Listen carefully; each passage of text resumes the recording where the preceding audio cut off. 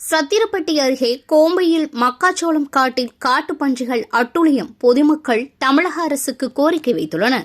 திண்டுக்கல் மாவட்டம் ஒட்டஞ்சத்திரம் தொகுதி சத்திரப்பட்டி அருகே ராமாபட்டினம் புதூர் தெற்கு கோம்பையில் மலையப்பா அவரது மகன் துரைசாமி சுமார் 35 வருடமாக விவசாயம் செய்து வருகிறார்.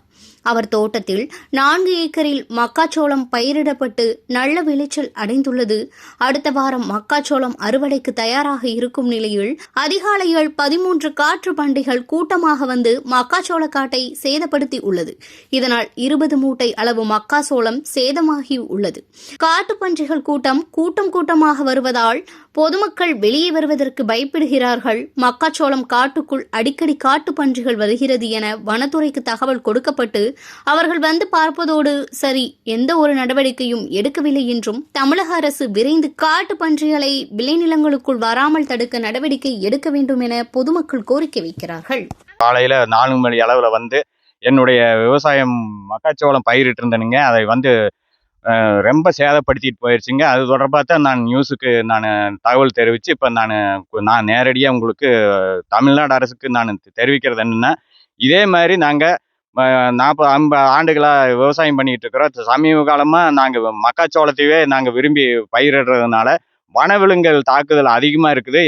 குறிப்பாக வந்து ராமட்டம்பூர் தெற்கு கோம்பையில் வந்து எந்த ஒரு பாதுகாப்பும் இல்லாமல் காற்று பன்றிகள் மலை அடிவாரத்திலிருந்து எங்கள் விளைநிலங்களுக்கு பட்டா நிலங்களுக்குள்ள வந்துடுதுங்க. நாங்கள் எந்த பாதுகாப்பும் பண்ண முடியலைங்க. ஏதாவது கம்பி கட்டினாலுமே டொயின் போட்டாலுமே அதை வந்து பிச்சு அத்தை எறிஞ்சிட்டு போயிடுதுங்க.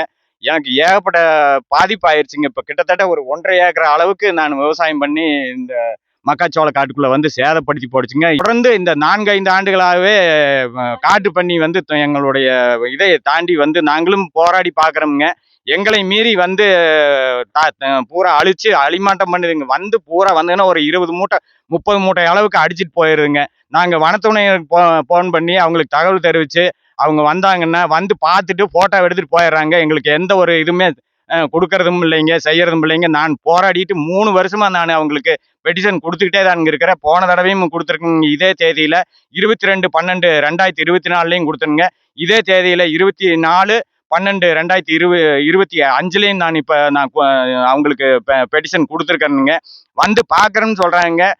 வந்து பார்த்துட்டு அவங்க ஃபோட்டோ எடுத்துகிட்டு போயிடுறாங்க. எங்களுக்கு எந்த இழப்பீடுமே இல்லைங்க. அது மீறி எங்களுக்கு இழப்பீடு கொடுத்தாலுமே அந்த விதை முதல் வாங்குற அளவுக்கும் கூட எங்களுக்கு அந்த எங்களுக்கு உதவியே இருக்க போகிறது இல்லைங்க. அவங்க கூட்டமாக வந்து அடித்து பூரா நாசப்படுத்திட்டு போயிடுங்க.